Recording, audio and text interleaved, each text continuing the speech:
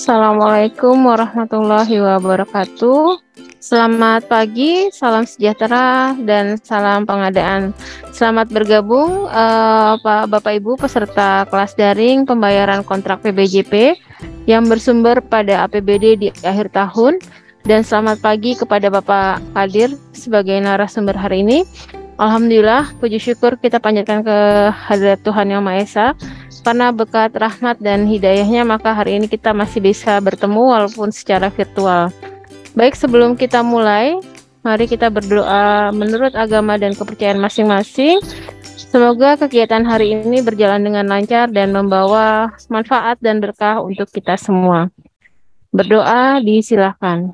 Berdoa dicukupkan. Baik Bapak Ibu, karena ini masih 2 orang yang bergabung, saya sudah woro-woro di grup. Tapi mungkin belum bisa bergabung lainnya. Mungkin kita foto bersama dulu di awal kelas ya. Terima kasih. Baik Bapak Ibu, sambil menunggu peserta lainnya, kami sampaikan dulu tata tertib kelas daring hari ini. Yang pertama yaitu peserta wajib mengganti tampilan nama menggunakan nama asli sesuai data di form pendaftaran.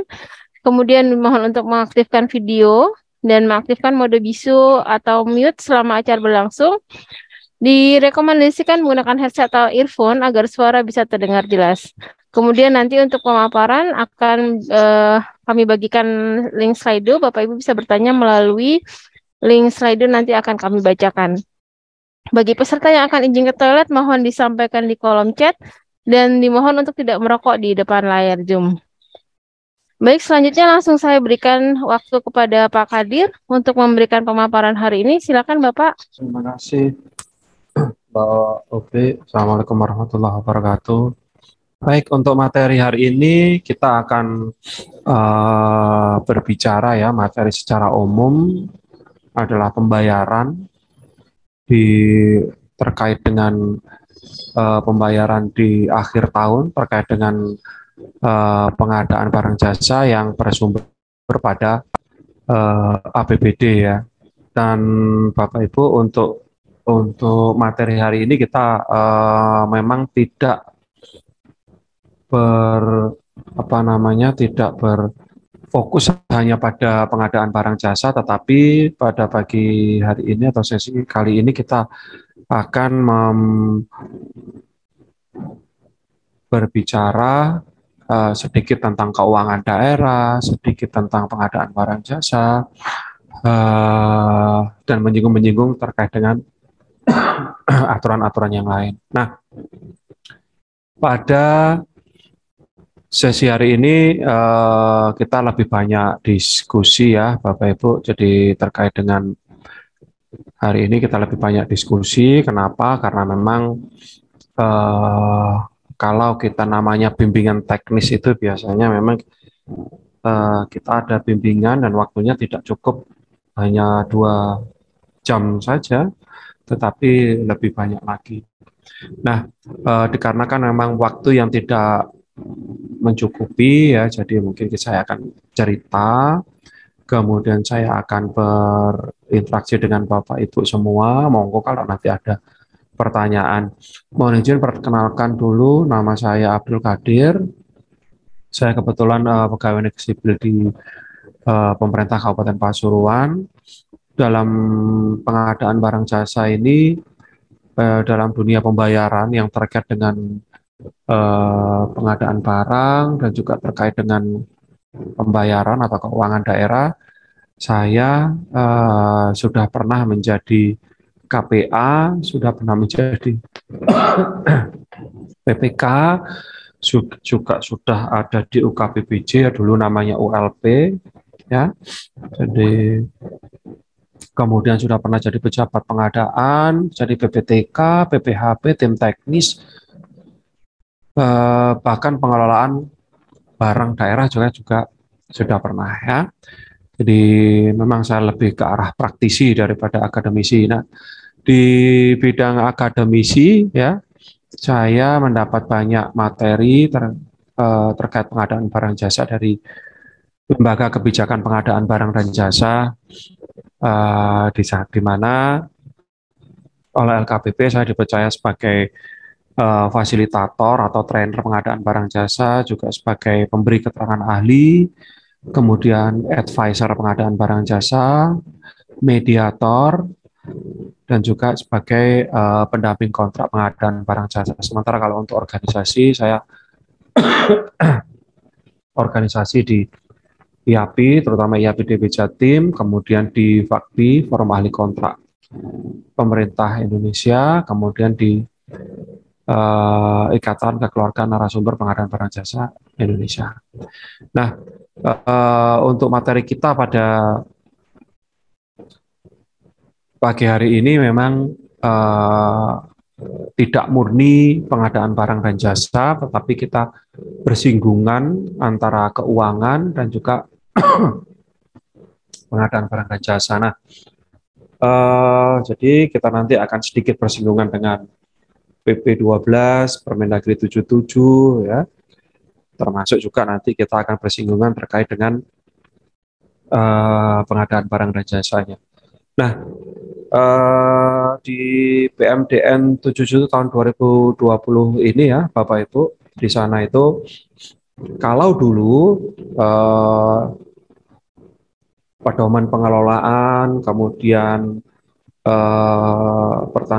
penyusunan laporan dan pertanggungjawaban bendahara, kemudian aturan terkait dengan pemberian hibah dan bantuan sosial itu dibedakan oleh Permendagri-nya, mempunyai Permendagri masing-masing ya. Tetapi sejak keluarnya Permendagri 77 ini tentang pedoman teknis pengelolaan keuangan daerah, di sini ibaratnya itu 3 aturan yang sudah saya sebutkan tadi dijadikan satu oleh Permendagri 77 ini. Jadi bisa dikatakan bahwa Permendagri 77 ini omnibus law-nya pengelolaan keuangan daerah. Nah, ketika kita berbicara tentang Permendagri 77, tentu kita berbicara tentang pengelolaan keuangan daerah ya, di mana di sana ada prinsip-prinsip. Kalau di dunia pengadaan ada prinsip pengadaan, kalau di keuangan kita mengenal prinsip pengelolaan keuangan yang mirip ya. Intinya adalah tertib, efisien, ekonomis, efektif, transparan, dan bertanggung jawab. Jadi sama ya, kalau di dunia pengadaan juga ada efisien, efektif, juga ada prinsip transparan, dan juga akuntabel atau bertanggung jawab ini. Nah, apa sih prinsip-prinsip tadi? Ya, Bapak Ibu, prinsip pencapaian maksimum efisien itu ya. Jadi efisien itu bahwa output yang diinginkan atau output keluaran yang dicapai itu output yang maksimal, semacam itu. Nah, kemudian di sana juga diatur tentang struktur belanja. Jadi hari ini kita akan berbicara tentang pembayaran, ada banyak macam pembayaran, pembiayaan, dan lain sebagainya. Ya, ada dalam Permendagri ada struktur belanja operasi, belanja modal, belanja transfer, dan lain sebagainya. Tetapi kita hanya akan membatasi terkait dengan belanja barang dan jasa saja ya. Jadi kita akan berbicara terkait ini saja Bapak Ibu. Jadi kita tidak akan ngobrol apa itu belanja subsidi, apa itu hibah, apa itu bansos. Tidak, tetapi kita hari ini kita hanya berbicara terkait dengan belanja barang dan jasa. Nah, belanja barang dan jasa ini sebetulnya ya, kalau dalam dunia pengadaan barang dan jasa ya, itu kalau kita bedakan dalam dunia pengadaan barang dan jasa, belanja apa sih yang masuk dalam pengadaan barang jasa? Ya tentu ada belanja modal, ada belanja barang dan jasa, bahkan belanja tidak terduga pun ya itu masuk dalam segmen yang bersinggungan dengan dunia pengadaan barang dan jasa. Jadi kalau belanja modal jelas ya, belanja yang eh, untuk aset yang memberikan manfaat lebih dari 1 tahun atau 1 periode akuntansi. Belanja barang jasa ini lebih ke arah belanja habis pakai.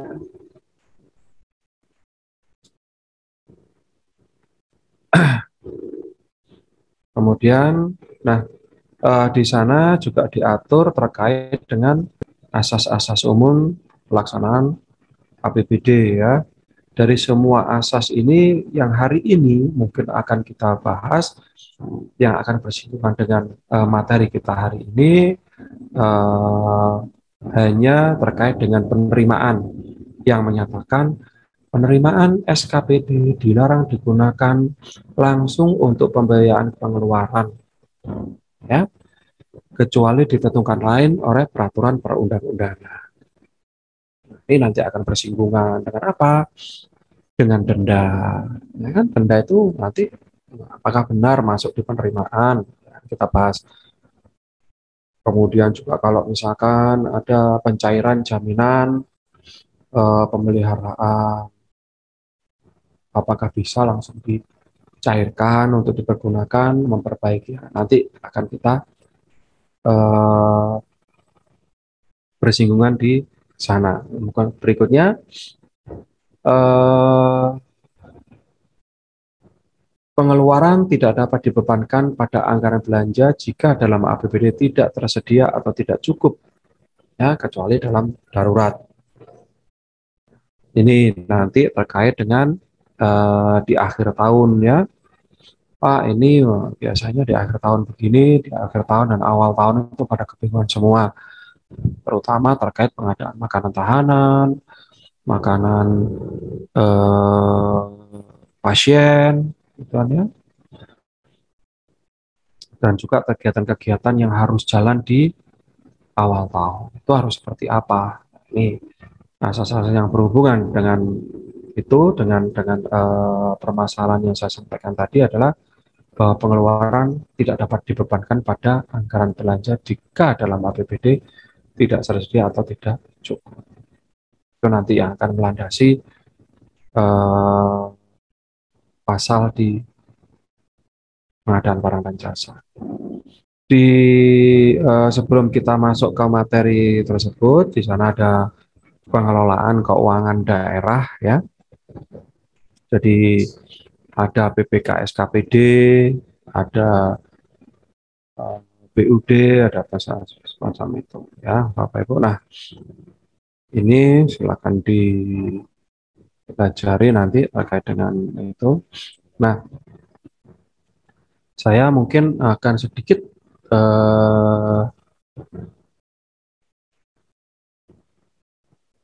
membahas terkait dengan struktur pengelolaan keuangan daerah. Ya, struktur pengelolaan keuangan daerah ini nanti akan kita singgung, Bapak Ibu. Jadi struktur pengelolaan keuangan kita sekarang ini memang banyak daerah yang kebingungan ya, bagaimana harus menata karena sejak Permendagri 77 disahkan, banyak yang bingung. Jadi kemudian Permendagri mengeluarkan slide ya, yang kemudian saya copy pada pagi hari ini, bahwa untuk provinsi jelas ini ada slide-nya ya. Jadi kalau dalam satu OPD di tingkat provinsi boleh ada KPA. Ya, dalam satu OPD memang wajibnya adalah PA. Tetapi kalau untuk KPA itu sebetulnya tidak wajib. Makanya beberapa daerah sebaiknya baik provinsi maupun kabupaten itu hendaknya mengatur kapan boleh ada KPA, kapan boleh atau tidak boleh ada KPA, karena sepenuhnya diserahkan di dalam undang-undangnya. Sebelumnya KPA ini tidak wajib memang, Bapak Ibu.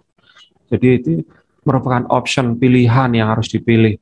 Tapi kenyataannya banyak sekali yang tidak diatur sehingga banyak sekali KPA yang diangkat. Ini tentu akan membebani anggaran. Kemudian untuk beberapa kasus hal ini tidak adil rasanya, terutama untuk OPD yang untuk OPD yang rentang kendalinya berbeda dengan yang lain. Nah, ini kalau misalkan di OPD, jadi kalau memang tidak ada KPA ini terutama OPD yang nilai belanjanya dalam 1 tahun relatif rendah, sebaiknya tanpa KPA. Kalau tanpa KPA semacam ini, jadi eselon 2 itu sebagai pengguna anggaran, dia notabene dia adalah kepala dinas ya. Kemudian di bawah kepala dinas ada PPK SKPD. PPK SKPD ini biasanya dijabat oleh eselon atau sekretaris ya. Kemudian Kasubag di bawah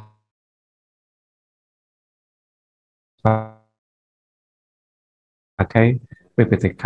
Nah, bagaimana dengan di bidang? Di bidang biasanya ada PPTK, kepala bidangnya sebagai PPTK. Hal ini sejalan dengan adanya penyetaraan jabatan, ya, reformasi birokrasi. Maka di sana itu sekarang sudah tidak ada lagi eselon 4, ya, terutama di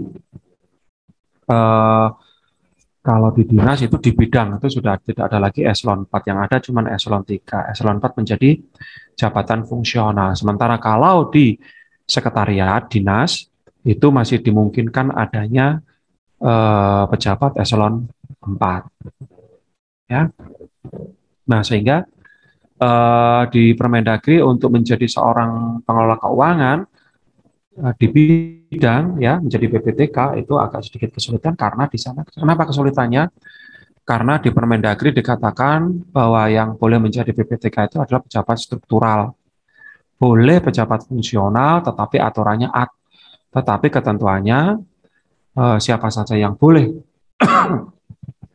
pejabat fungsional yang boleh menjabat sebagai PPTK itu diatur dengan keputusan kepala daerah. Nah, ini yang menjadi agak sayangnya di beberapa daerah tidak diatur hal demikian ini. Ya. Nah, ini struktur pengelolaan keuangan. Nah, berikutnya adalah ketika kita berbicara tentang keuangan, ya, tentu tidak luput dari materi hari ini tentang pembayaran, tidak luput dari dua-duanya keuangan. Ya, sementara pengadaan barang jasa sendiri merupakan bagian dari keuangan daerah. Nah, jadi kalau saat ini ya, posisi saat ini, itu kalau ada yang bertanya itu, Perpres pengadaan barang jasa itu aturan di atasnya apa ya, hierarki di atasnya, menggunakan keuangan daerah. Sampai nanti, mudah-mudahan ke depan itu ada undang-undang tentang ya. Nah, Bapak Ibu, kalau di pengelolaan keuangannya itu ada istilah BA, KPA, PPK, SKPD, dan bendahara. Sementara kalau di pengadaan barang jasa ada istilah BA, KPA, PPK, kemudian PP, Pokja, penyedia, dan penyelenggara swakelola. Nah, yang menjadi unik adalah istilah PPK ya. Kalau di keuangan daerah itu bukan pejabat pembuat komitmen, tetapi pejabat penatausahaan keuangan. Sementara kalau PPK di pengadaan barang jasa itu adalah pejabat pembuat komitmen. Nah, kita mulai dari pengguna anggaran. Kalau pengguna anggaran adalah pejabat pemegang kewenangan pengguna anggaran untuk melaksanakan tugas dan fungsi SKPD yang dipimpinnya. PA pada APBD bertanggung jawab kepada kepala daerah melalui sekretaris daerah. Ini ya. Jadi memang kalau di perbendaharaan daerah, PA ini memang orang yang berkuasa untuk melakukan tindakan yang dapat mengakibatkan pengeluaran atas beban anggaran SKPD yang dipimpinnya. Ini ya, yang saya garis bawah ini. Nah, kemudian terkait materi ini juga, jadi seorang PA ya ini berwenang juga atau tugasnya mengadakan ikatan atau perjanjian kerjasama dengan pihak lain dalam batas anggaran yang telah ditetapkan. Nah, Bapak Ibu, ketika berbicara demikian ini, maka eh, seorang pengguna anggaran besar sekali kewenangannya, ya. Jadi dia melakukan ikatan perjanjian, mengeluarkan anggaran dan lain sebagainya. Itu ya. Nah, sebagian dari kewenangan ini, Bapak Ibu, dapat dilimpahkan kepada kuasa pengguna anggaran. Kalau di SKPD di daerah ya, kalau di APBN itu boleh semua kewenangan dilimpahkan kepada KPA. Tapi kalau di APBD atau di daerah, kewenangan PA hanya boleh dilimpahkan sebagian saja, tidak boleh secara keseluruhan. Ya, tidak boleh secara keseluruhan. Banyak sekali contoh yang kecil. Ada kewenangan untuk apa namanya mengangkat dan menetapkan personil pengadaan itu tidak boleh dilimpahkan kepada kuasa pengguna anggaran untuk yang di daerah. Nah, dari banyak kewenangan PA tadi, hal-hal yang boleh ya menurut Perpres ya itu adalah apa saja ini melakukan tindakan ini boleh, mengadakan ikatan perjanjian kerjasama ini juga boleh untuk dilimpahkan, memungut retribusi, mengawasi dan lain sebagainya. Di luar dari ini dilarang untuk dilimpahkan. Kemudian pejabat pembuat komitmen adalah pejabat yang diberi kewenangan oleh PA-KPA untuk mengambil keputusan, ya, dan atau melakukan tindakan yang dapat mengakibatkan pengeluaran anggaran belanja negara atau anggaran belanja daerah.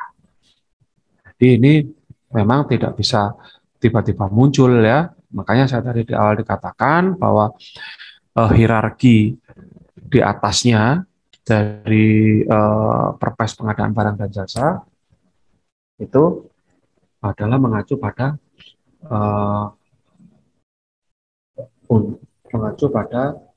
undang-undang atau peraturan terkait dengan keuangan daerah. Sebab sampai saat ini belum ada undang-undang pengadaan barang dan jasa. Nah,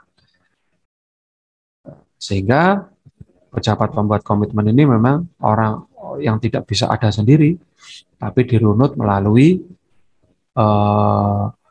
PA KPA ya. Jadi diambil kewenangan PA KPA, kewenangan PA dapat diserahkan kepada KPA.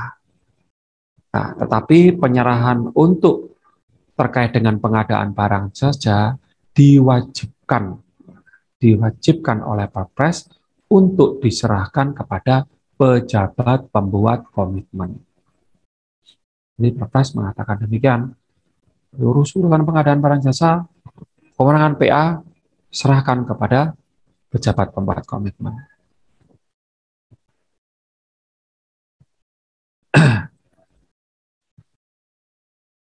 Nih ya. Nah, kemudian kalau sudah demikian, bagaimana tugas terkait dengan menandatangani perjanjian tadi? Di Perpres sudah mengatakan sebetulnya wajib ya, wajib untuk diserahkan kepada BPK. Kemudian Permendagri tiba-tiba muncul ngomong dalam hal pengadaan barang dan jasa, jadi khusus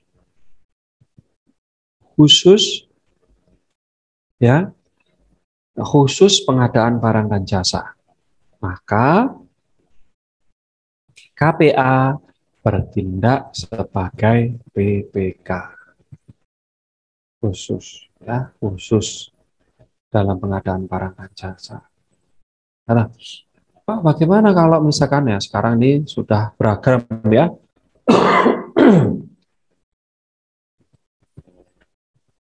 kondisi di lapangan, di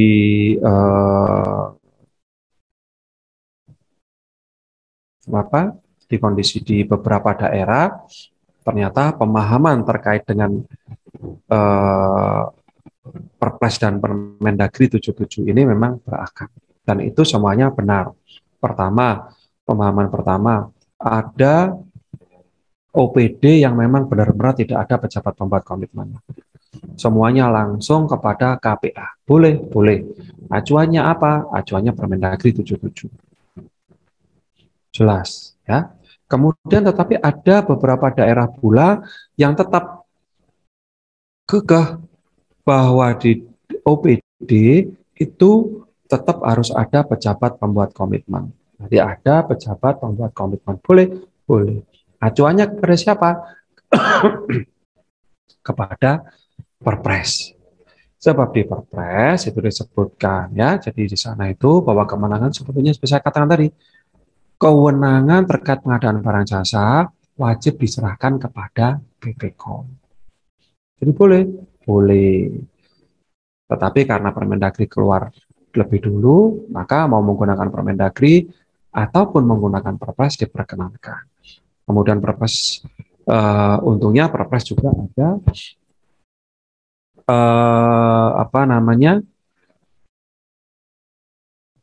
ada pasal dalam hal tidak ada penetapan PPK, maka KPA bertindak sebagai PPK. Di Perpresnya bukan dibuat seperti itu. Akhirnya maka kalau dia suatu OPD tidak mengangkat PPKOM, ya sudah, KPA-nya saja yang bertindak atau bahkan PA-nya saja. Boleh, boleh. Sehingga dua pemahaman ini tidak melanggar ketentuan aturan yang berlaku, ya. Jadi jangan dibolak-balik. Masih ada yang mempermasalahkan, ya, terkait dengan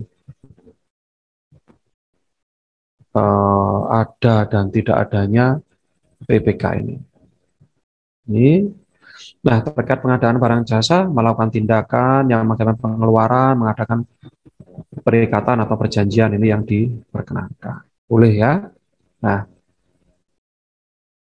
kemudian di sana memang kenapa sih harus ada kata bertindak sebagai, seperti yang saya sampaikan, mengapa dalam hal kan gitu ya, pengadaan barang dan jasa, PA dalam Permendagri, PA atau KPA bertindak sebagai pejabat pembuat komitmen. Karena memang khusus dalam pengadaan barang jasa itu sudah diwajibkan oleh Perpres bahwa pengadaan barang jasa adalah pejabat pembuat komitmen, titik. Gitu. Kalau orang lain, ya orang lain itu haruslah pejabat pembuat komitmen. Oleh karena itu ada istilah kata-kata bertindak sebagai. PA boleh tanda tangan kontrak, boleh asalkan dia bertindak sebagai PPK. Ya, ini masalah bahasa saja. Kemudian kenapa harus pembahasan pada materi hari ini itu pengadaan barang jasa? Karena ternyata yang namanya perikatan itu banyak sekali macamnya. Ya, Bapak Ibu, banyak sekali macamnya. Tetapi yang dibatasi itu hanya dalam materi hari ini pengadaan barang dan jasa. Bagaimana PPK APBD apabila masih membutuhkan SKPD dapat penetapan pejabat pembuat komitmen? Boleh, ya, Bapak Ibu.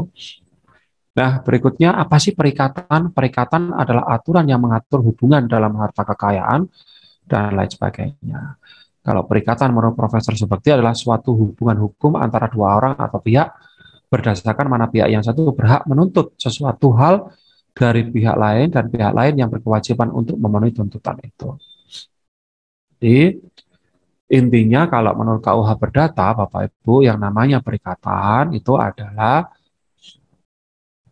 kesepakatan antara satu orang atau lebih dengan satu orang atau lebih lainnya, ya, yang sepakat untuk mengikatkan diri, ya, itu. Nah, itu banyak perikatannya. Apa sih dalam Permendagri 77 itu banyak perikatan, misalkan perikatan itu serah terima aset, itu masuk perikatan, Bapak Ibu. Kemudian ada pemberian atau penerimaan hibah, ada. Kemudian hutang atau piutang, penerimaan retribusi, bahkan perjalanan dinas Bapak Ibu, ya, surat perintah tugas itu juga merupakan perikatan. Nah, pada pagi hari ini kita memulai dengan kontrak pengadaan barang dan jasa saja. Oke?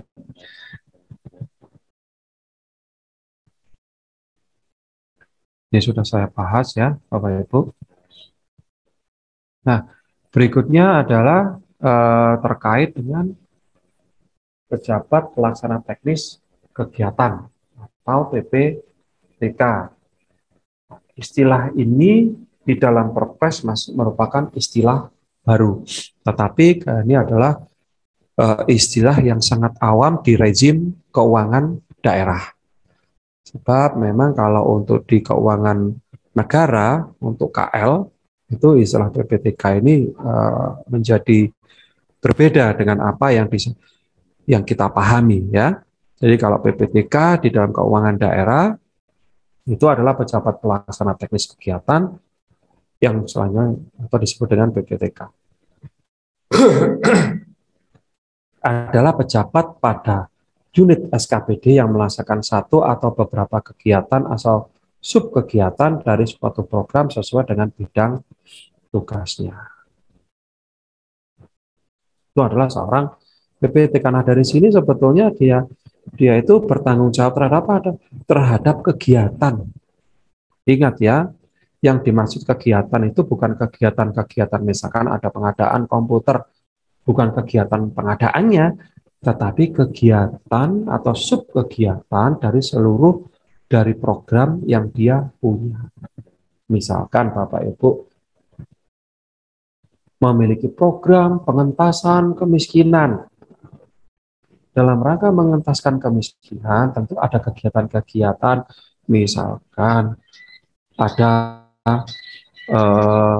penyuluhan, ya, ada dan lain sebagainya, ya. Nah, Bapak Ibu, jadi itu ya, jadi yang dimaksud kegiatan. Jadi kalau misalkan ada program pengentasan kemiskinan, nah dalam rangka pengentasan kemiskinan, maka apa Bapak Ibu membagikan dalam rangka kemiskinan, dalam rangka mengurangi pengeluaran, maka Bapak Ibu punya kegiatan pengurangan pengeluaran masyarakat miskin. Kemudian di sana ada kegiatannya menambah nilai atau bantuan sembako misalkan begitu. Nah, semacam itu ya kegiatan. Jadi bukan kegiatan pengadaan barang dan jasa ini. Nah, ini perlu dipahami karena nanti kita. Nah, Bapak Ibu, untuk PPTK ini dalam rangka melaksanakan tugasnya, dia mengendalikan atau melakukan pelaksanaan teknis kegiatan atau subkegiatan, yaitu menyusun jadwal pelaksanaan kegiatan, memodalkan dan mengevaluasi pelaksanaan kegiatan dan sebagainya, menyiapkan dokumen. Nah, yang terpenting adalah Bapak Ibu, yang namanya PPTK itu tugasnya menyusun jadwal, memonitoring, melaporkan perkembangan pelaksanaan kegiatan kepada PA-KPA, menyiapkan laporan kinerja, menyiapkan dokumen administrasi pembayaran, ingat administrasi, menyimpan dan menjaga keutuhan seluruh dokumen. Dia hanya sebatas itu. Apakah boleh melakukan proses pengadaan? boleh melakukan proses pembayaran, tidak diperkenankan. Nah, tetapi kemudian dalam rangka rentang kendali yang sangat tinggi ya dari seorang BPK, apalagi di Permendagrinya dalam hal pengadaan barang jasa PA atau KPA bertindak sebagai BPK. Bayangkan kalau seorang kepala dinas menjadi PA, susah kan ya? Bagaimana dia melaksanakan tugas-tugas ke BPK-an? Ingat tugas BPK, tugas pejabat pembuat komitmen itu menyusun perencanaan, menyusun menetapkan spesifikasi teknis, menetapkan rancangan kontrak, menyusun dan menetapkan HPS, dan lain sebagainya. Seorang PA tantangannya menjadi sangat ribet. Oleh karena itu, oke, menurut Perpres, silakan kalau tidak ada BPK. Ya, kalau asal mampu mengerjakan sendiri PA. Kalau PA tidak mampu mengerjakan sendiri, lantas siapa? Karena dalam satu OPD tidak ada BPK, maka biasanya memang diserahkan kepada PPTK. Maka di Perpres memberikan jalan keluar, PPTK boleh diserai tugas ke PPK-an asalkan punya sertifikat kompetensi. Itu ya, Bapak Ibu. Nah, kemudian itu pun tidak boleh semua hal yang boleh diberikan. Ya, ini ya hanya sampai sebatas ini saja yang boleh. Menetapkan HPS boleh, ya, boleh pada PPTK. Tanda tangan kontrak tidak boleh. Ya, ini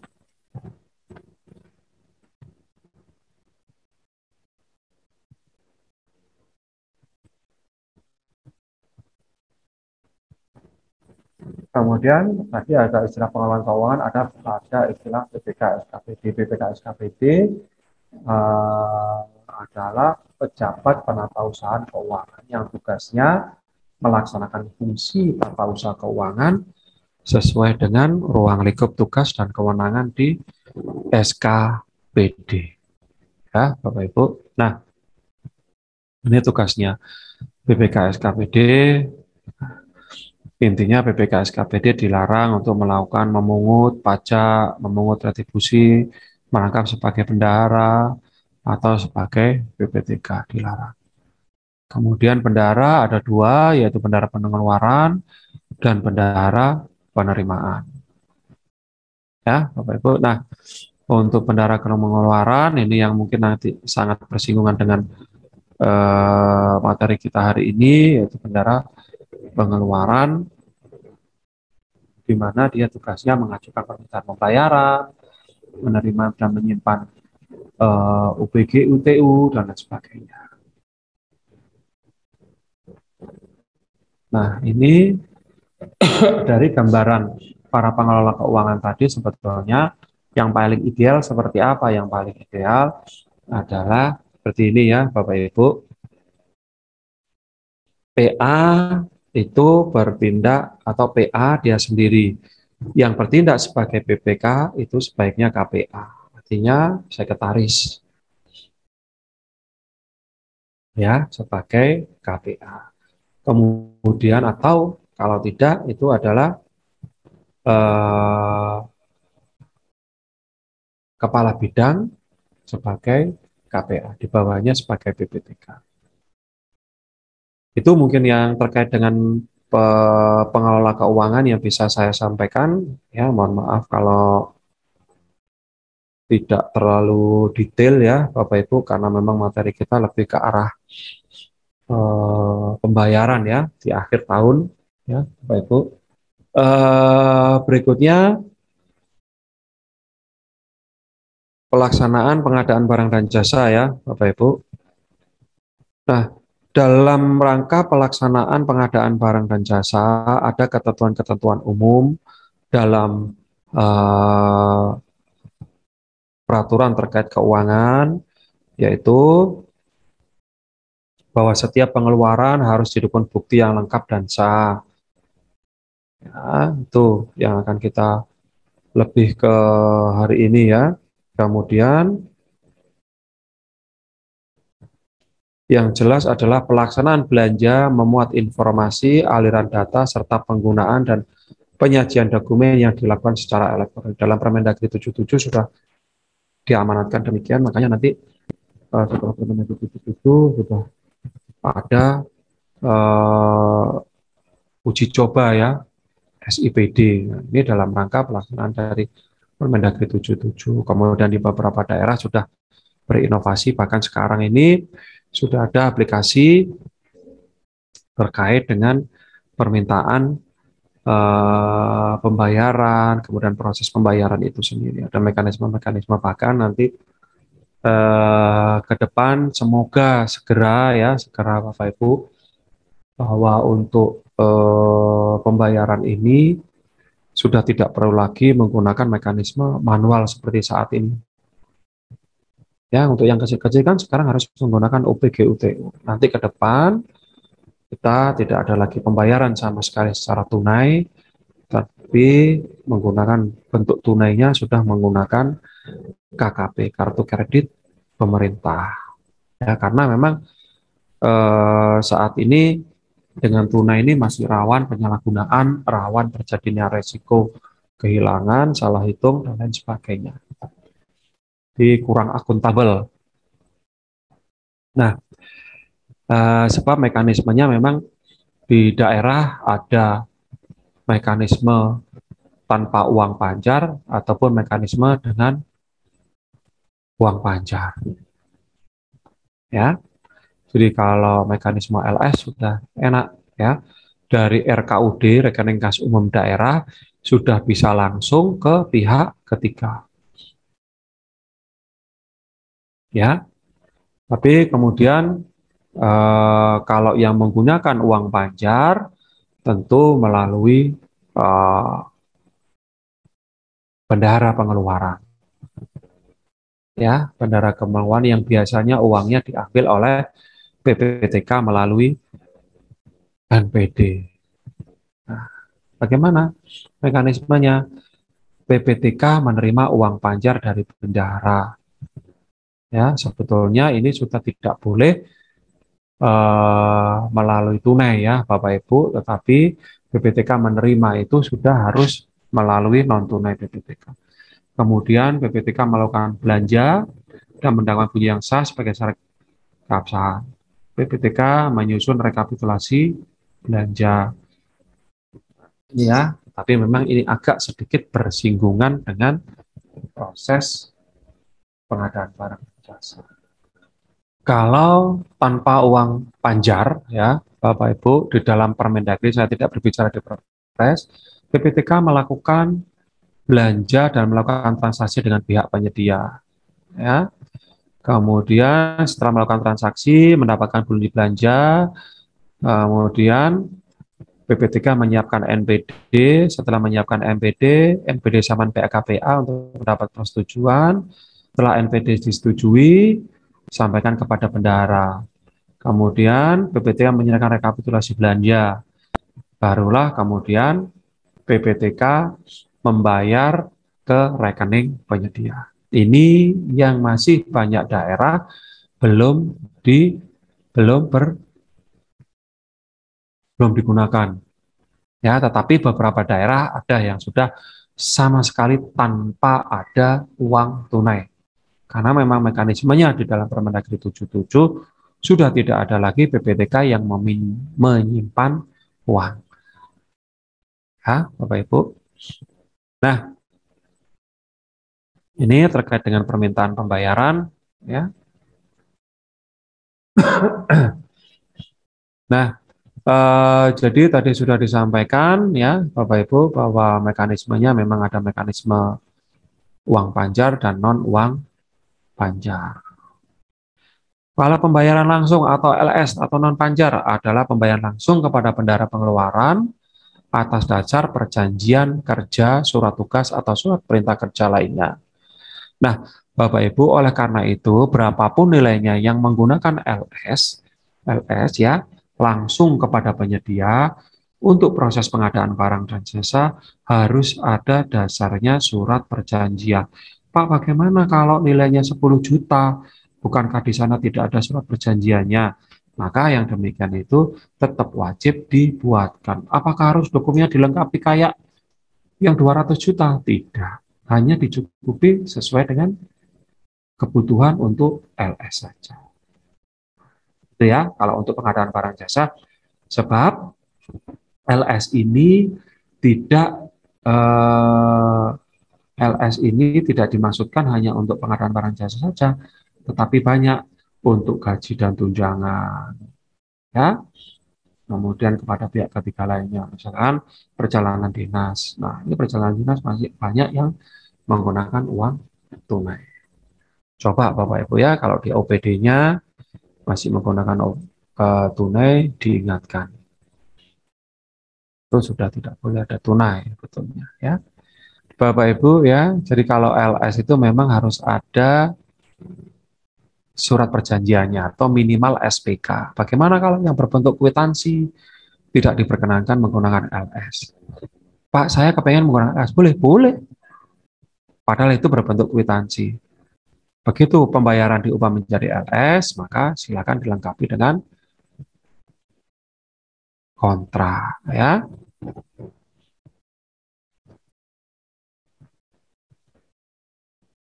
Oh, dilengkapi dengan surat perjanjian atau minimal SPK. Ya, gitu Bapak Ibu ya. Nah, terkait dengan pembayaran ini ya Bapak Ibu di akhir tahun ya. Jadi Bapak Ibu sudah paham bagaimana mekanisme pembayaran menurut Permendagri ya. Sebelum saya membahas terkait dengan bagaimana pembayaran, saya akan menyampaikan bahwa di akhir tahun itu memang ada banyak sekali persoalan-persoalan yang menghantui atau yang terjadi pada pembayaran kita ya.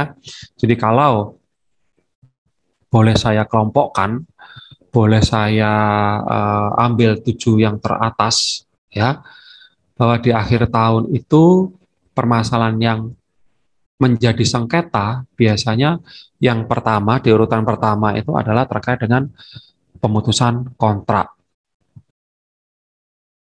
ya, baik itu karena penyediaannya wan prestasi atau seperti apa. Kemudian yang berikutnya adalah terkait dengan adendum atau perubahan kontrak di akhir tahun ini yang masih ada juga, Pak, ini masa jangka waktu pelaksanaannya sudah habis, tapi banyak pekerjaan belum selesai. Bagaimana ini diubah? Ya memang harus diubah, ya diubah berapa lama, tetapi jangan lupa terkait dengan klausul denda, ya. Kalau sudah seperti itu biasanya lupa diperpanjang, lupa pembayaran dendanya. Atau kalau enggak masih ada pemahaman bahwa wah ini kan terlambat, tidak perlu diubah. Nah, ternyata di Indonesia itu memang dulu ada pemahaman bahwa kalau untuk yang terlambat itu eh, tidak boleh diadendum. Ternyata pemahaman itu setelah diuji dengan berbagai persoalan di muka hukum, ternyata pemahaman itu perlu dikoreksi, ya. Sehingga untuk kontrak yang terlambat pun harus diubah kontraknya semula sekian hari ditambah sekian hari menjadi sekian hari dengan ketentuan denda. Nah, harus diubah ya Bapak Ibu, gitu ya. Kemudian persoalan ketiga yang terjadi pada akhir tahun itu adalah ketika pemutusan kontrak atau tindak lanjut dari pemutusan kontrak, yaitu adanya daftar hitam.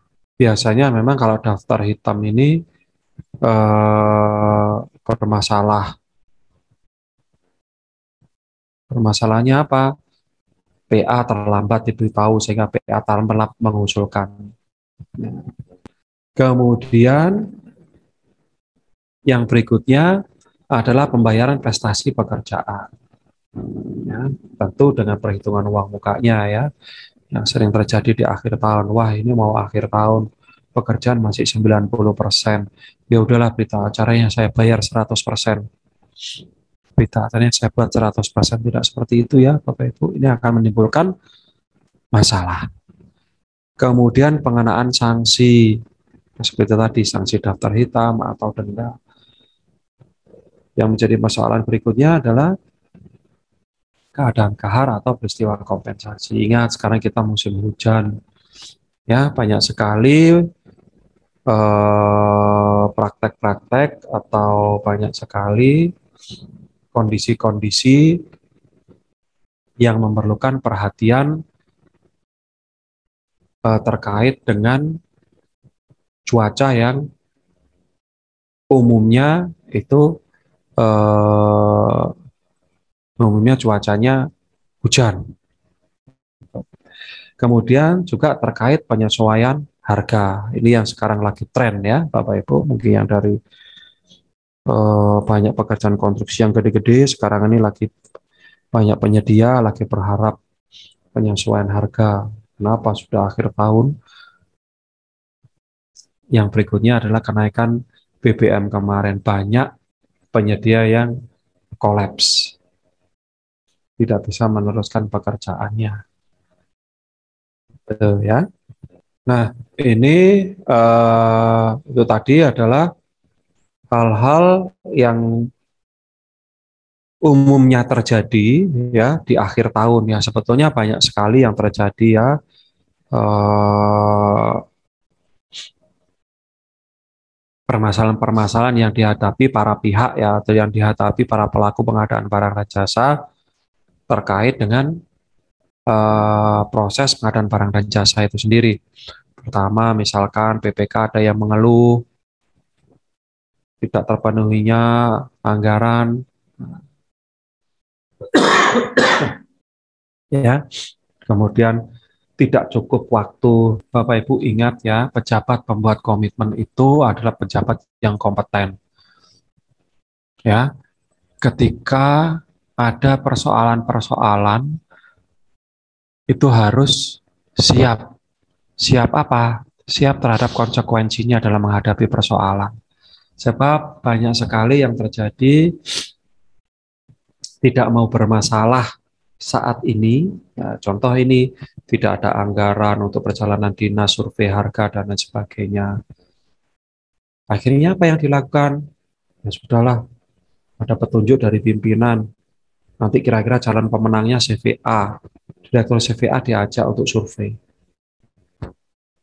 Nah, ini yang berbahaya ya, Bapak Ibu. Karena ini berakibat fatal. Kemudian kalau memang nggak ada, sampaikan kepada pimpinan, tidak ada perjalanan dinas, dan lain sebagainya. Lantas apakah kemudian pengadaan tersebut tidak dilaksanakan? Ya, kalau memang perlu silakan. Contoh lagi, saya pernah ada kasus di akhir tahun, waktu itu di bulan November, menerima dana DAK dalam rangka pembangunan stadion. Kurang lebih sekitar 41 miliar pembangunan stadion. Di bulan Oktober.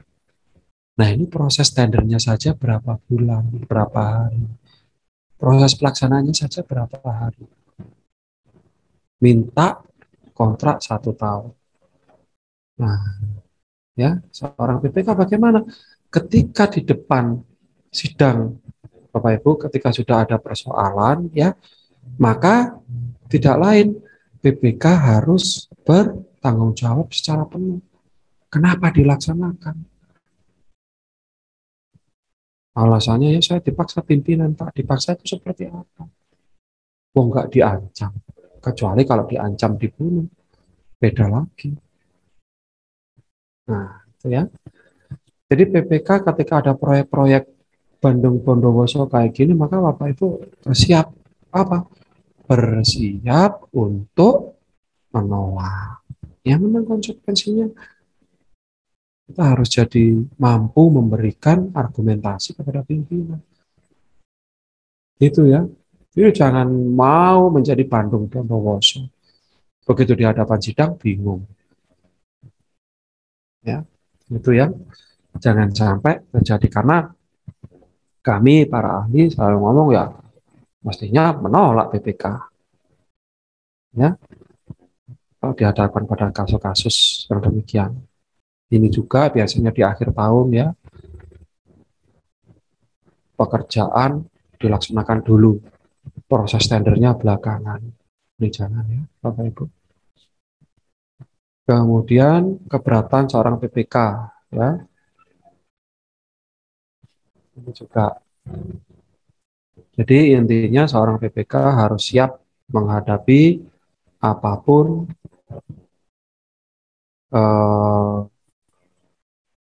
yang terjadi dalam proses pelaksanaan pekerjaan. Nah, prinsipnya adalah PPK itu bukanlah ahli segalanya. Kalau memang harus ditolak, ya ditolak. Kalau memang bisa, ya bisa. Kalau bisa Pak, tetapi ada syaratnya, silakan dipersyaratkan, sampaikan kepada pimpinan untuk kemudian dicarikan solusi. Itu ya, Bapak Ibu. Jadi jangan sampai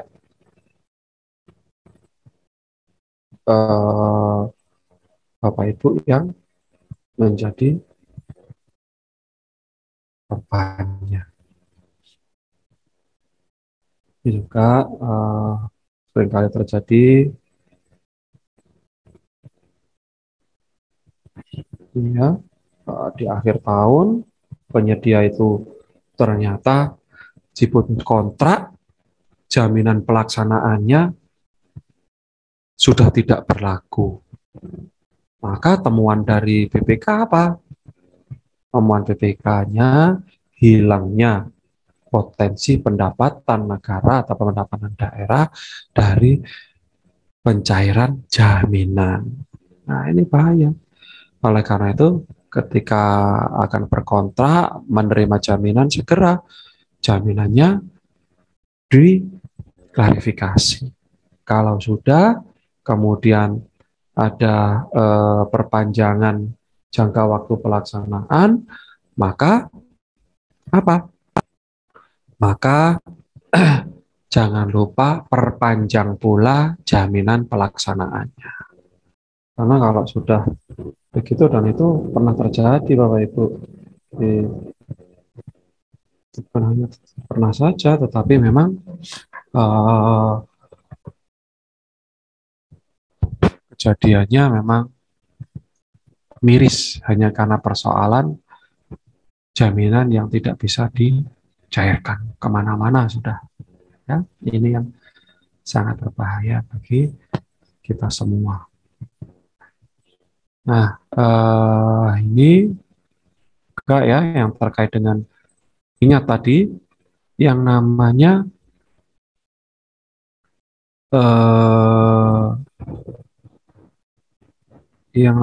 PPTK itu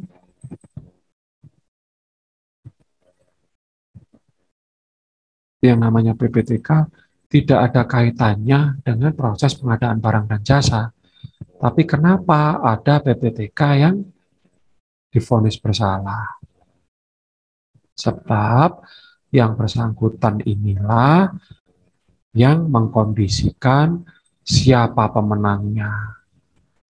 Kemudian para pihak itu harus beli merek apa, beli di mana, kepada siapa. Ujung-ujungnya dia yang terima fee. Nah, ini yang berbahaya. Pembayaran kontrak pengadaan barang jasa. Ingat tadi bahwa dokumen SPP itu salah satunya adalah dokumen kontrak. Apa isinya dari dokumen kontrak? Ada adendum kontrak apabila ada surat perjanjian, kemudian di surat perjanjian ada surat penawaran, ada dokumen tender ya Bapak Ibu, ada syarat-syarat khusus kontrak, kemudian ada gambar, spektek, dan lain sebagainya. Ini nanti yang akan kita persyaratkan di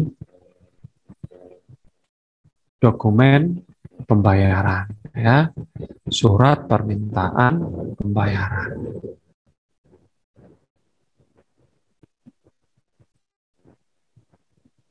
Nah, surat permintaan kelengkapan ini dilengkapi oleh siapa? Disusun oleh PPTK. Di PPTK minta ke PPKOM, PPKOM. Ketika melakukan proses pembayaran, baik BPK maupun PPTK, ingat ketentuan-ketentuan umum terkait dengan proses-proses pembayaran. Apa itu proses-proses pembayaran?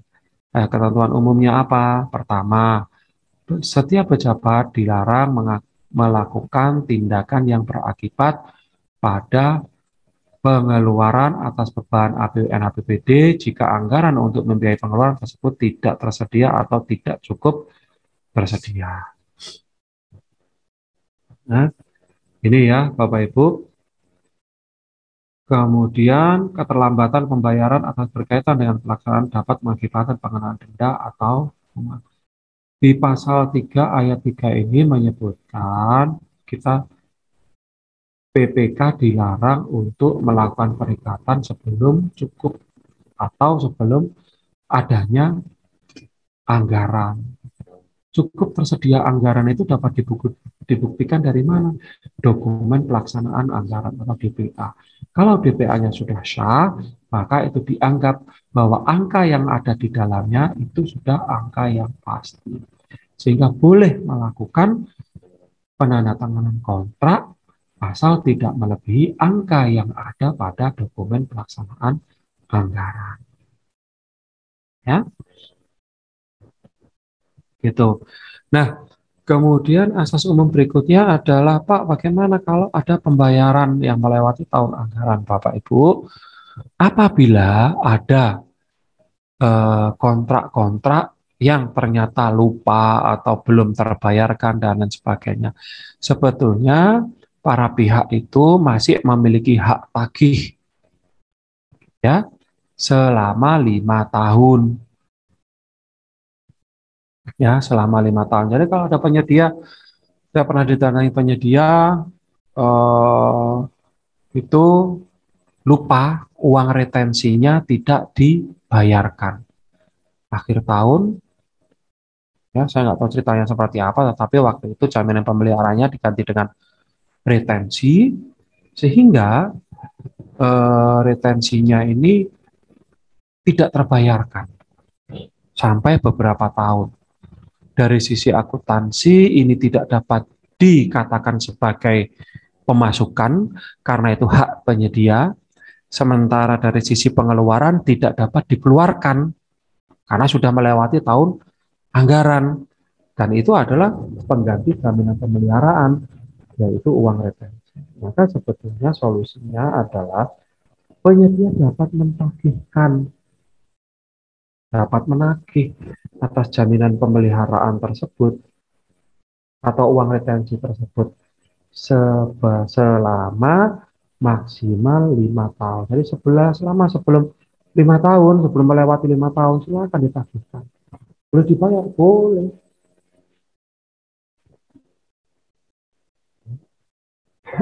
Itu.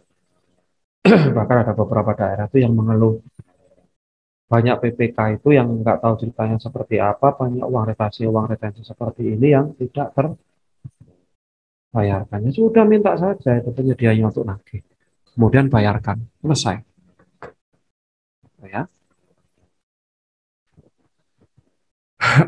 Nah, Bapak Ibu, untuk bentuk kontrak ya, saya pikir ini bukti pembelian untuk barang dan jasa lainnya sampai dengan 10 juta cukup dengan struk ya, bukti pembelian. Kemudian dengan kwitansi untuk barang jasa lainnya sampai dengan 50 juta. Nah, ini yang saya sampaikan di awal tadi, apakah ini boleh dipakai LS? Boleh. Asalkan ada surat perjanjiannya, minimal surat pesanan. Ingat, bentuk kontrak itu kan ada apa? Ini ada bukti pembelian, ada kwitansi, ada SPK, ada surat perjanjian, ada surat pesanan. Nah, kalau misalkan boleh tidak ini bentuk perikatannya saya pakai menggunakan SPK. Boleh ya Bapak Ibu? Jadi ini boleh untuk dibayarkan menggunakan LS. Tinggal mengganti bukti pembayaran atau kwitansinya ini dengan surat perintah kerja. Karena memang bunyinya di sana surat perjanjian. Nah, berikutnya untuk yang menggunakan bukti pembelian, barang atau jasa lainnya sampai dengan 10 juta, maka SPJ-nya sekurangnya waktu kirim atau nota atau struk. Ya, kemudian struknya ditandatangani atau diparaf oleh BPK. Ya.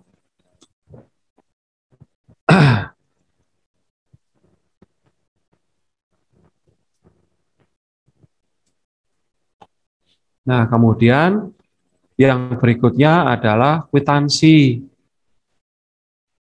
Ya, kwitansi, sorry.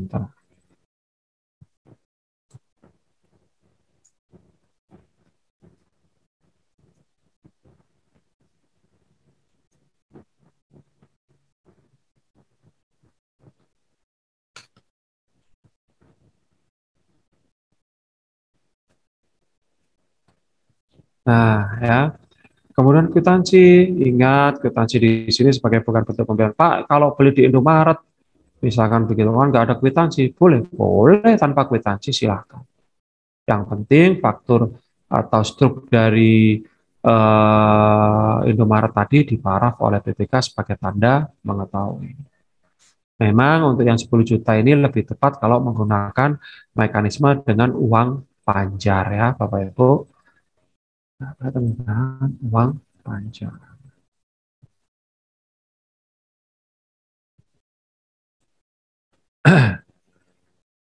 Dengan cara sekaligus ketika pekerjaan telah selesai 100%. Berikutnya, kalau menggunakan uang taksi, saya pikir sama ya, mirip. Hanya saja sesuai dengan di Perpres, bentuk-bentuk yang tadi itu ya, Bapak Ibu ditambah dengan HPS. Kalau sampai 10 juta tanpa perlu HPS boleh. Kalau ini nggak perlu. Ya, tidak perlu. Tidak perlu HPS.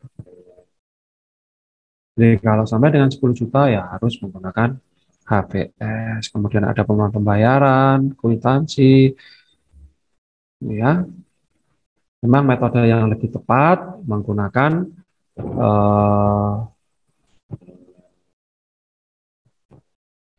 uang panjar, tapi tidak dilarang menggunakan juga LS. Tapi ada beberapa daerah, Pak, kami keberatan kalau 50 juta ini menggunakan sampai dengan 50 juta menggunakan LS ya, atau tanpa uang panjar, atau menggunakan LS.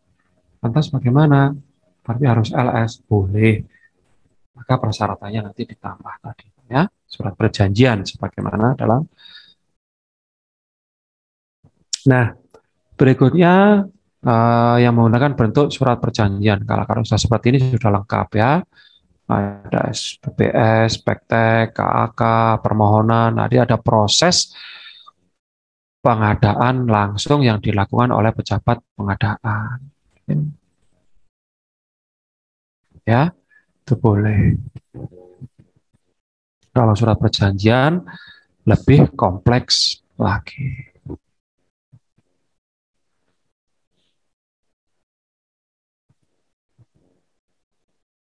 Nah, berikutnya ya, ternyata slide-nya kembali ke ketentuan. Intinya kalau melakukan pembayaran, Bapak Ibu, setiap pengeluaran atas beban APBD didasarkan pada DPA ya, dan SPD, surat permintaan dana, dan dokumen lain yang dibersamakan dengan SPD. Jadi makanya kita tidak boleh melebihi DPA. DPA-nya 1 miliar, tanda tangan 1,5 miliar, yang 500 juta, yang setengah miliar siapa yang bayar? Bayar sendiri yang tanda tangan. Karena kita memang tidak, kecuali kontrak tahun jamak ya, saya tidak berbicara kontrak tahun jamak. Kemudian pembayaran ada bulanan, ada termin, ada bagian sekaligus. Pembayaran bulanan atau termin dipotong angsuran uang muka, uang retensi, ya, untuk pekerjaan misalnya pemeliharaan dan pajak. Untuk pembayaran akhir dapat ditambahkan pemotongan denda. Kalau ada denda ya. Nah, Bu, ini berapa besaran ingat dalam aturan kita, berbagai macam aturan kita dilarang membayar barang dan jasa. Jadi pembayaran itu harus sesuai dengan prestasi pekerjaan, sehingga kita tidak boleh membayar mendahului prestasi pekerjaan. Oleh karena itu, nah ini ya, cara menghitung atau cara menilai prestasi pekerjaan. Kalau menggunakan jasa konsultan perencanaan, ini ya caranya. Sorry. Konsultan perencana, biasanya umumnya konsultan perencana ini kalau untuk beberapa daerah, biasa konsultan perencanaan dilakukan tahun sebelumnya, tahun sebelum pelaksanaan pekerjaan konstruksinya. Nah ini maka hati-hati ya Bapak Ibu, kalau sudah demikian, maka ingat di tahun sebelumnya atau di tahun ini ada sisa 20% yang akan dibayarkan kepada penyedia pada penyedia perencana pada saat nanti tahap seleksi atau tahap tender pekerjaan konstruksi dan tahap pengawasan berkala. Jadi tidak boleh kita membayarkan 100% kalau belum ditender, apalagi kalau belum selesai pelaksanaan pekerjaannya. Tidak boleh kita membayar 100%.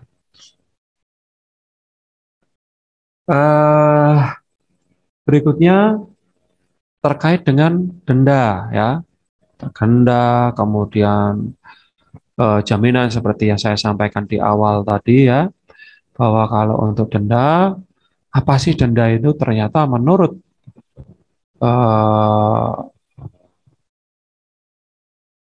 undang-undang ya, undang-undang, maka sebetulnya yang namanya denda itu masuk pada penerimaan, sebab di dalamnya disebutkan penerimaan berupa komisi, potongan, ya, ataupun bentuk lain sebagai akibat dari penjualan dan atau pengadaan barang jasa adalah hak negara atau hak daerah. Jadi Bapak Ibu kalau ada denda itu wajib dikembalikan ke. Kemudian pembayaran denda, masih pembayaran denda.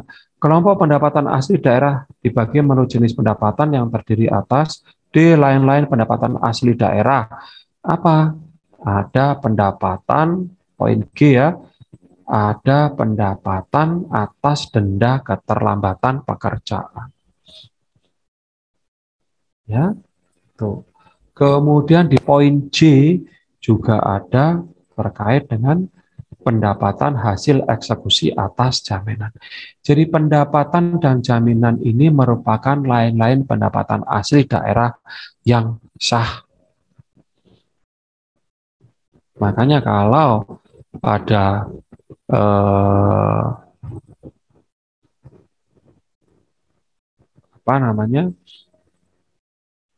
ada denda atau ada jaminan, maka jangan sampai ini tidak diperhitungkan pada saat proses pembayaran. Ya, dendanya bagaimana ini ya? Kalau untuk jadi saya kira ini sudah umum ya, hanya 1/1000 maksimal 5%. Kenapa nemu angka 5%? Karena 50 hari keterlambatan. Ya. Berikutnya sebetulnya adalah apakah dipotong? Sebetulnya pembayaran. Penyedia berkewajiban untuk membayar sanksi finansial berupa denda sebagai akibat wan prestasi atau cedera janji terhadap kewajiban-kewajiban penyedia dalam kontrak. Di dalam dokumen model dokumen pengadaan sudah disebutkan bahwa sebetulnya panitia itu membayar. Tapi kalau nggak membayar, biasanya mau nggak uangnya sudah mereka terima, ternyata nah, biasanya mereka sulit bulat. Untung kalau nggak lari. Bulatnya ini yang bikin deg-degan ya. Yang penting ketika terkait denda keterlambatan, Bapak Ibu, pertama ingat yang namanya apabila ada keterlambatan, pertama tuangkan dalam adendum kontrak. Kemudian keterlambatan karena penyedia maksimal 50 hari.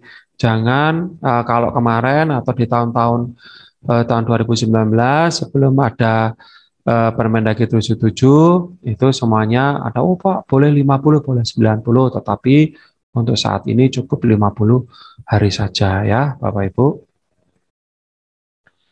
Nah, kemudian pemberian kesempatan dapat melalui tahun anggaran. Iya, waktunya boleh. Makanya PPK hati-hati ya. Untuk di daerah, hati-hatinya adalah boleh terlambat waktunya, tetapi bagaimana pembayarannya ini yang perlu dicermati dengan baik. Sebab yang namanya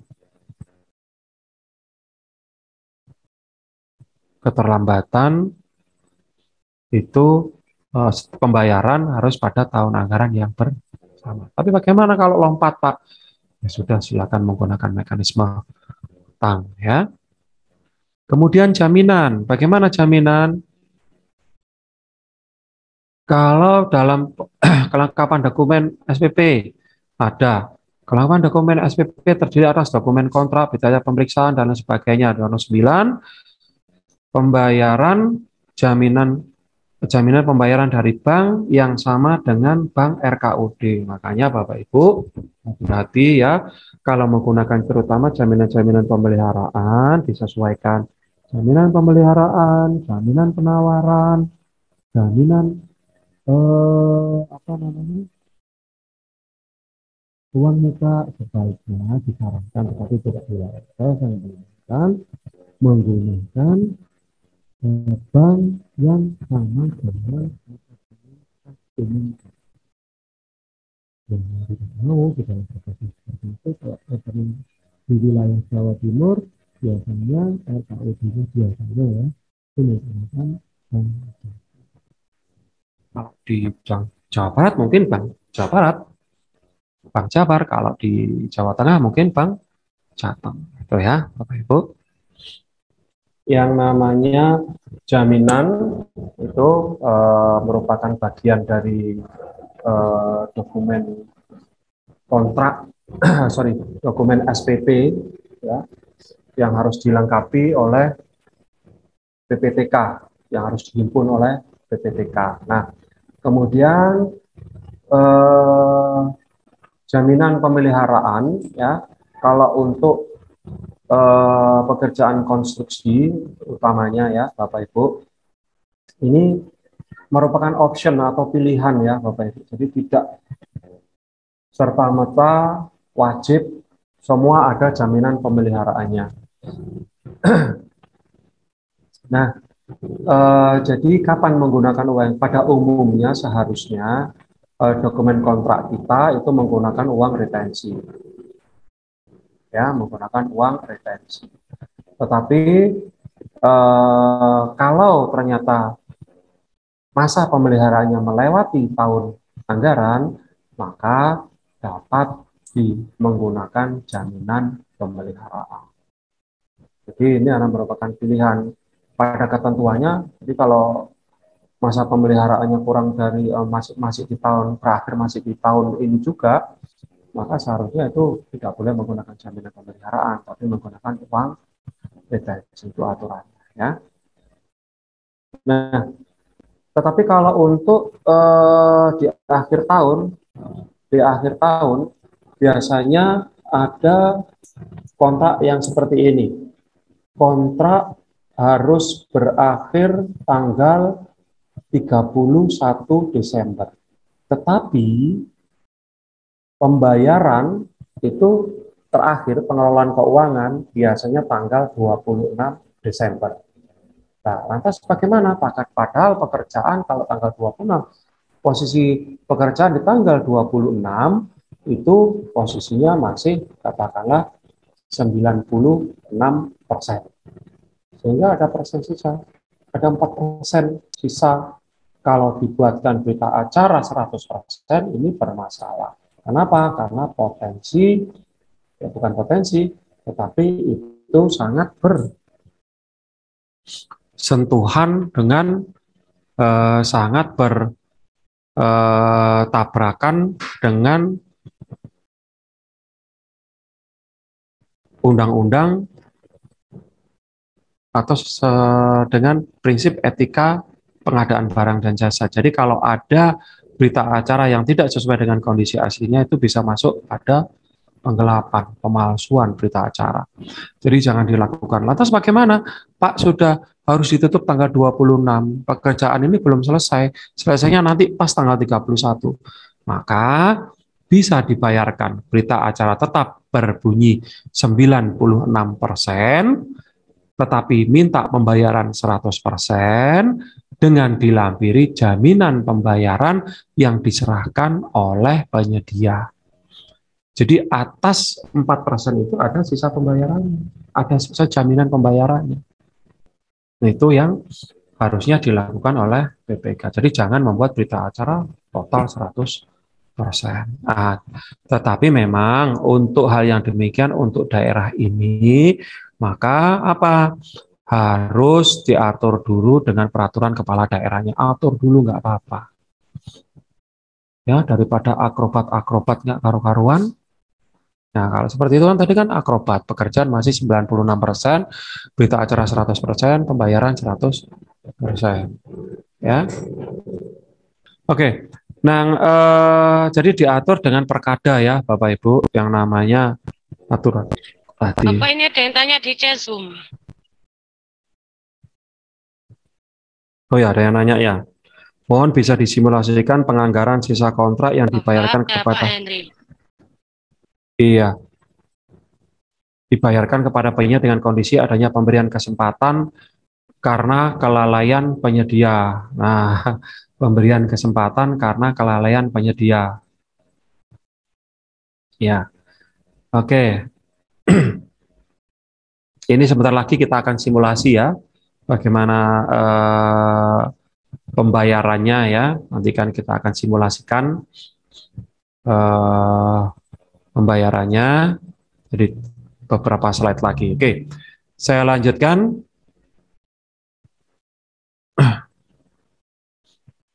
Nah, pertanyaannya ketika ada persoalan,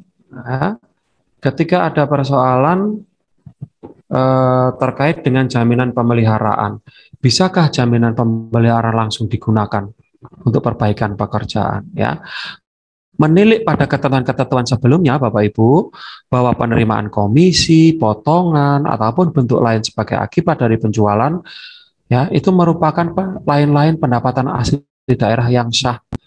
Kemudian pendapatan dari hasil eksekusi atas jaminan itu juga merupakan pendapatan lain-lain yang sah daerah. Sehingga kalau mau menggunakan ini bagaimana caranya? Yang mau tidak mau harus dimasukkan kepada APBD terlebih dahulu, distorkan kepada kas daerah untuk kemudian dianggarkan kembali di tahun anggaran berikutnya. Ya, ada beberapa mekanisme penganggarannya di tahun berikutnya. Jadi itu ya, jadi pencairan jaminan pemeliharaan tidak bisa langsung digunakan. Ya, Bapak Ibu. Ya, undang-undangnya masih mengatakan demikian, jadi tidak bisa karena itu merupakan pendapatan. Nanti kalau digunakan nggak bisa kacau. Jaminan diserahkan, nah, pengembaliannya pertama uang jaminan diserahkan oleh pihak ketiga yaitu penyedia barang jasa ke rekening RKUD. Ya, uang jaminan wajib dikembalikan kepada penyedia setelah menyelesaikan seluruh kewajibannya kepada pemerintah. Jadi kalau misalkan Bapak Ibu itu sudah ada jaminan, ternyata penyedianya itu memang tidak one prestasi, ya sudah baik-baik saja, maka jaminannya harus dikembalikan kepada yang bersangkutan. Ya, yang bersangkutan bagaimana? Ya, penyerahannya maksimal 14 hari setelah masa atau jangka waktu pelaksanaan kontrak berakhir. Berikutnya ini adalah tahapan pembayaran. Nah, ini kita coba untuk melakukan simulasi pembayaran ya, Bapak Ibu. Nah, tahapan pembayaran seperti ingat tadi bahwa setiap pembayaran itu harus dikurangi ya, setiap pembayaran prestasi pekerjaan itu harus diperhitungkan apabila ada uang muka, berarti harus diperhitungkan pengembalian uang muka. Karena uang muka itu bukanlah pembayaran. Kalau dari pengertian saya ya, memang istilahnya misalnya pembayaran uang muka, tapi itu sebetulnya adalah hutang. Karena apa? Ingat, prinsipnya prestasi pembayaran selalu ada prestasi pekerjaan. Sementara uang muka belum ada prestasi pekerjaan. Oleh karena itu, dia adalah hutang, makanya harus ada jaminan uang muka. Dan bahasanya setiap pembayaran wajib memperhitungkan pengembalian uang muka. Nah, ketika melakukan pembayaran, misalkan ini ya, ada tanda tangan kontrak senilai uang muka katakanlah diberikan 30%, misalkan. Maka dibayarkanlah pada saat itu pada SPM ya, surat perintah membayar tertera angka berapa? Tertera angka 300 juta. Maka uang yang masuk ke rekening penyedia itu sebesar 300 juta pada saat uang muka.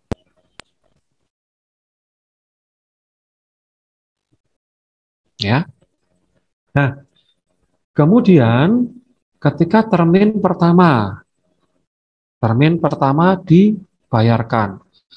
Sesuai dengan ketentuan kontrak, pada termin pertama ketika pekerjaan telah selesai 15%. Maka pembayarannya harus senilai 150 juta. Ingat berapa? 15% kali 1 miliar itu adalah 150 juta. Yang diterima penyedia apakah 150 juta? Tidak ya, Bapak Ibu. Nah, maka kita memperhitungkan langkah pertama, oke. Hak penyedia untuk termin ini adalah 150 juta. Kemudian termin yang lalu masih belum ada pembayaran, masih nol, karena belum ada prestasi pekerjaan, sehingga pembayaran saat ini ya, kita pilih saat ini adalah sebesar 150 juta. Kemudian uang muka 30%. 30% dari mana? Nah, maka dari 150 itu wajib dikurangi 30% sebagai pengembalian uang muka. Maka 150 dikurangi 45 juta. Berikutnya kita memperhitungkan uang retensi. Karena nanti di akhir penyedia menggunakan uang retensi. Maka diperhitungkan sehingga 150 juta kali berapa? 5%, yaitu 7.500.000. Jadi 150 dikurangi 45 juta, baru kemudian dikali 5%, hasilnya 7.500.000. Sehingga 150 juta dikurangi 52.500.000. Maka ketika kita mengajukan SPM menggunakan SPP, maka angka yang tertera di dalam SPM adalah 97.500.000 rupiah. Uang yang masuk ke rekening penyedia pada termin pertama hanya sebesar 97.500.000 rupiah. Itu ya, Bapak Ibu. Nah, bagaimana kemudian? Jadi ini berulang ya sampai kemudian di termin yang keempat MC 90 ya, atau pekerjaan mencapai 90%. Kalau dari sisi perhitungan 90% itu setara dengan 900 juta. Ya, Kemudian pembayaran terdahulu kan sudah dilakukan pembayaran. Ada termin pertama 150, termin kedua 750, maka termin yang berikutnya sebesar 700 juta. Ya. Sehingga pembayaran saat ini hanya sebesar 200 juta saja.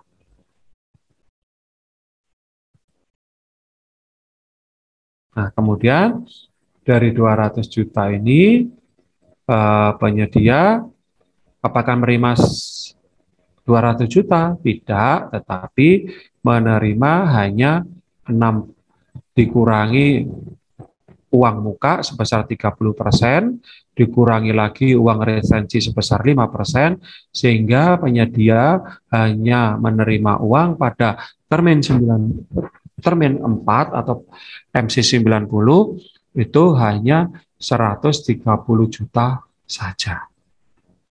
Ya. Nah, dari sini Bapak Ibu, ketika 100% ini ya asumsinya di simulasi kita pada saat ini itu penyedia on time, tidak ada keterlambatan. Ya. Sehingga pada posisi provisional handover atau proses sudah 100%, pembayaran itu 1 miliar, maka pengurangannya dari faktor pengurangannya hanya faktor pengurangan uang muka. Ya, faktor pengurangan uang muka. Faktor pengurangan uang muka dan uang retensi saja. Apabila ada keterlambatan, maka faktor pengurangannya ditambah 1 lagi, yaitu keterlambatan. Keterlambatan ini diperhitungkan di mana? Ya, maksimal diperhitungkan pada saat MC 100 atau pada saat pembayaran termin terakhir atau pada saat pembayaran 100%. Maka diperhitungkan di sana, Pak, keterlambatannya itu kayaknya diperhitungkan mulai termin keempat 90%. Maka silakan faktor pengurangannya berarti bukan hanya uang muka dan retensi tetapi dengan denda 5% tadi. Ya, hanya saja memang contoh kami di sini ini penyedia on time. Ya, sehingga kalau penyedia on time faktor pengurangannya semacam ini. Ya, 65 juta. Kalau misalkan Pak 5% dari 1 miliar 50 juta, dia keterlambatannya ada di sini. Maka ingat ya, faktor pengurangannya ditambah denda sehingga angka di sini cuma 15 juta saja. Sisanya ditunggu. Ya. Nah, berikutnya adalah ketika pembayaran sudah selesai, maka total pembayaran hanya 950 juta saja. Sementara yang 50 juta itu masih utuh di dalam DPA kita. Karena ini akan dibayarkan pada saat final handover, yaitu serah terima akhir yang tidak melampaui tahun anggaran. Bagaimana kalau pekerjaan ini menggunakan jaminan pemeliharaan? Maka faktor pengurangannya tanpa faktor pengurangan dari uang retensi. Jadi cukup uang muka saja. Atau apabila perlu ada denda. Ya, sehingga ketika menggunakan jaminan pemeliharaan, maka ketika posisi pembayaran terakhir di sini bukan 950 tetapi 1 miliar. Ya, posisi pembayarannya semacam ini. Nah, Pak, dia ya, jadi tinggal semacam ini ya Bapak Ibu. Maka tinggal dihitung bagaimana Pak menganggarkan dia terlambat katakanlah di posisi 90% ini. Maka penganggarannya tinggal dihitung saja. Berapa yang harus dianggarkan tahun depan. Ya. di sini. Jadi gitu ya, Bapak Ibu. Jadi saya ulangi sekali lagi, ini kebetulan simulasinya menggunakan simulasi eh, penyedia on time. Oleh karena itu, faktor pengurangannya hanya cukup uang muka dan retensi saja. Sementara yang denda itu tidak kami perhitungkan. Hanya tinggal nambah faktor denda, ada di mulai keterlambatan, ada di mana, itu saja. Ya, tapi ingat perhitungannya semacam ini, semacam uang retensi ini, supaya itu, tapi dimulai dari mana, gitu ya. 5%-nya diperhitungkan sehingga total ketemu nanti total dendanya maksimal 50 juta. Nah, kemudian kontrak kritis ya, Bapak Ibu, kalau tadi pembayaran kita berbicara ke kontrak kritis, mohon maaf kalau agak sedikit loncat-loncat ya. Terkait dengan kontrak kritis, ada deviasi-deviasi yang harus terutama pada saat akhir tahun ya, maka yang klausul yang kita perlukan adalah kondisi periode kontrak kritis periode 3, yaitu ketika pekerjaan mencapai rencana fisik 70 sampai dengan 100%, ternyata selisihnya meskipun selisihnya kurang dari 5%, tapi karena akan melampaui tahun anggaran, maka Bapak Ibu harus melakukan langkah-langkah penanganan kontrak kritis.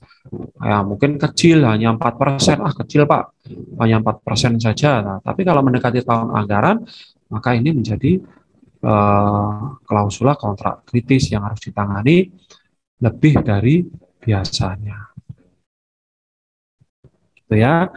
Maka pada saat saat kontrak dinyatakan kritis, pengawas pekerjaan memberikan peringatan secara tertulis kepada penyedia dan selanjutnya menyelenggarakan rapat pembuktian atau SCM tahap pertama. Ingat ya Bapak Ibu, yang namanya pemutusan kontrak itu harus selalu diawali dengan, kalau untuk pekerjaan konstruksi ya, kalau untuk yang lain minimal itu ada peringatan 1, 2, dan 3. Jangan tiba-tiba diputus kontrak. Oleh karena itu pengendalian kontrak dari PPK wajib berjalan. Nah, pada kontrak konstruksi sebelum ada peringatan SCM dulu. Ya. SCM, kemudian di langkah-langkah, baru kemudian diberikan surat peringatan ya, diundang SCM 1, 2, 3, baru kemudian putus kontrak.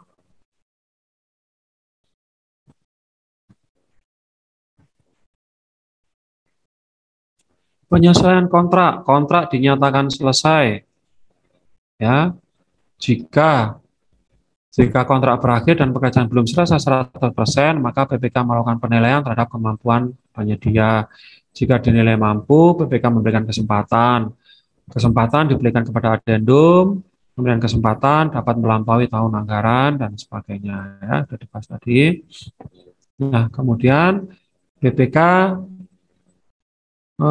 sesuai dengan ketentuan-ketentuan dalam kontrak. Selesai 100% penyedia mengajukan permintaan secara tertulis kepada PPK untuk serah terima barang atau jasa. PPK melakukan pemeriksaan terhadap barang jasa. Tapi ingat ya Bapak Ibu, dalam melaksanakan penganggaran dalam rangka pelaksanaan pengendalian kontrak, prinsipnya satu ya Bapak Ibu, ini tolong sampaikan juga kepada PPK yang lain ya, mudah-mudahan bahwa PPK bukanlah manusia yang super, yang serba bisa, yang serba pintar dan serba tahu semuanya, semua hal terkait dengan kontrak. Oleh karena itu ya, contoh misalkan pemeriksaan barang, manfaatkan konsultan pengawas ya, berikan tugas dia melakukan penilaian termin 1, termin 2, termin 3 ya, bahwa pekerjaan sudah 70%. Siapa? PPK-nya nggak ahli konstruksi ya, silakan saja pada sana pada konsultan perencana untuk kemudian konsultan perencanaan memberikan penilaian dan lain sebagainya ya. Yang jelas tim teknis pengendali kontrak ya, yang sering terjadi PPK, yang saya khawatirkan PPK seringkali melaksanakan pekerjaan itu secara sendiri. Ini yang akan mengakibatkan PPK terjerumus. Ya, kenapa? Karena hal-hal yang tidak diketahui itu oleh PPK dianggap PPK tahu. Ini yang sangat berbahaya. Kasihan PPK ya. Ini ada penerimaan ya, saya pikir bisa dibaca ya Bapak Ibu. Nah, kemudian ini penyesuaian harga ini ya. Jadi sama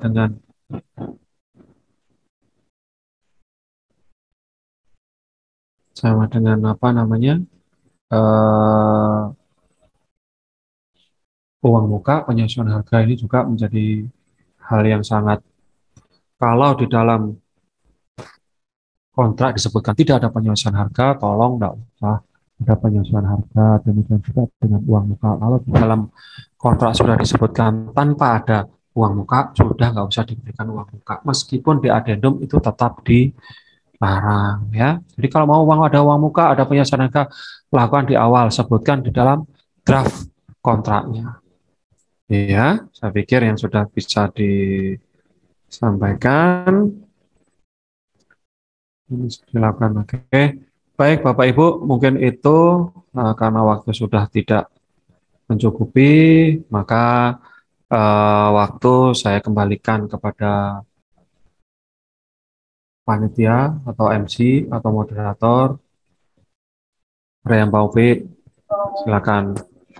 Ya, baik Bapak Ibu, Pak Kadir, kita masih ada waktu sampai pukul 11.30. Jika ada yang ingin ditanyakan, mungkin bisa. Oh, Pak Sony mau tanya, Pak. Silakan Pak Sony. Dinyalakan videonya dan audionya. Selamat siang, Pak Ganjar. Pak Ganjar ya?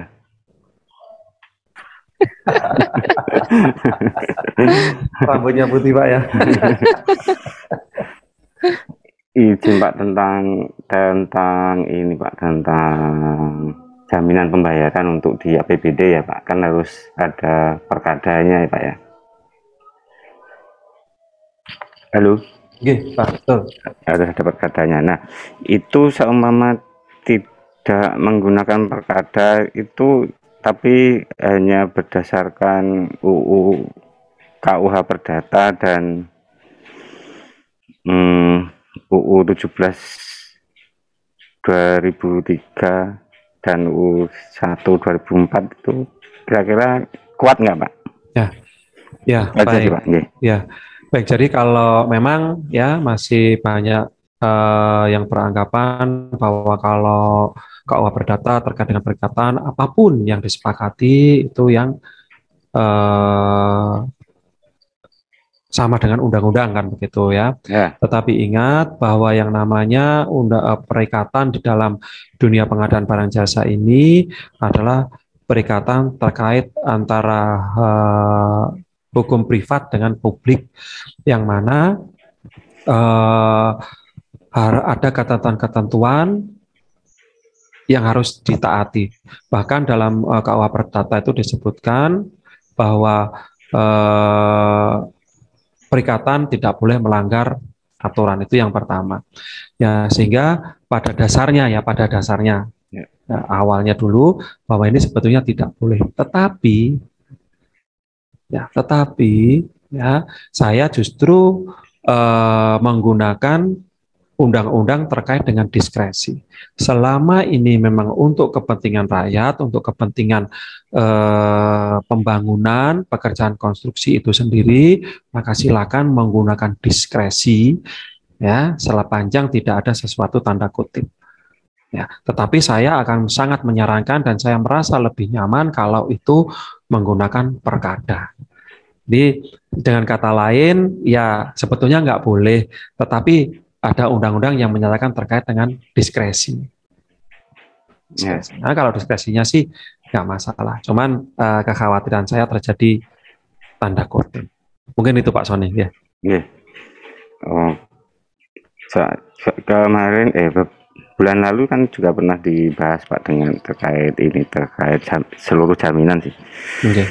Dengan jam Grindu, jadi asuransinya daerah gitu. Jadi disosialisasikan. Nah, kemudian ada Pak Sekda juga kan. Jadi masih menggodok itu sih Pak, menggodok perkadanya, tapi kan karena ini sudah mendekati tahun politik jadi agak lambat, pasti akan mengalami perlambatan begitu Pak.